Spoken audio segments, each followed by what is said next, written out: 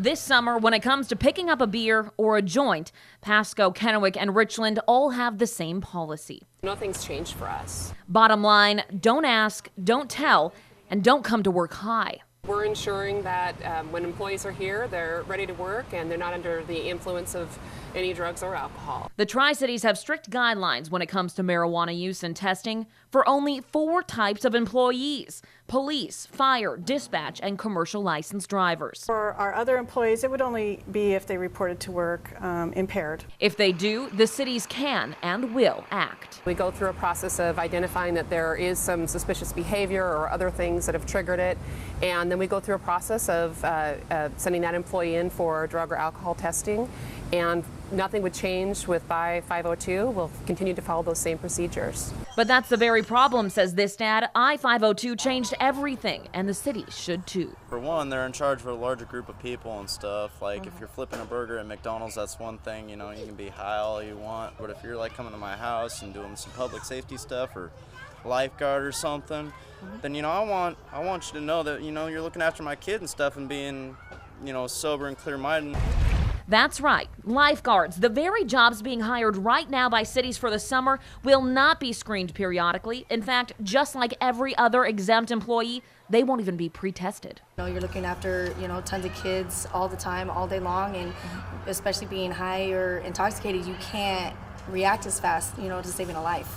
So I don't think that that's right. I think they should be pre-screened. Cities might want to, but they're bound. 15 years ago, a King County judge ruled cities are only allowed to pre-screen for safety-sensitive positions, not every city job, which means Richland, Kennewick, and Pasco can only do what they can under the law to protect your family. They are getting criminal and reference checking.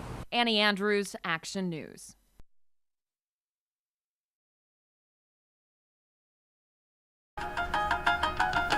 As Walt Disney once said, it's kind of fun to do the impossible.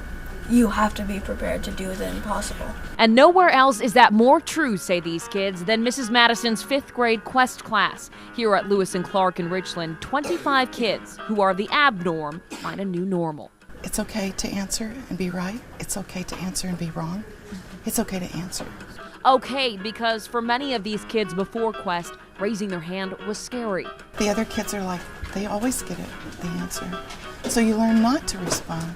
So it kills your drive to learn. Here amongst their intellectual peers, the drive returns, and John Bromley is the perfect example. You have to expect more of yourself. Coming to Quest in 4th grade, he's getting the education he says he was missing. It's a lot harder.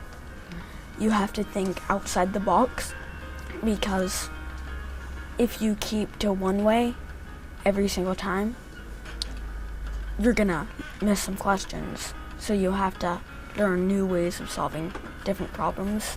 All the kids do admit the course load is daunting, but none of them say they would go back to traditional elementary. My inner conscience reminds myself that it's supposed to be hard, or else you're not learning. Learning to become their full potential. They're not afraid to grow. And if they are, they have to confront that about themselves, like we all do. And we have on the ceiling, how do you want to be remembered?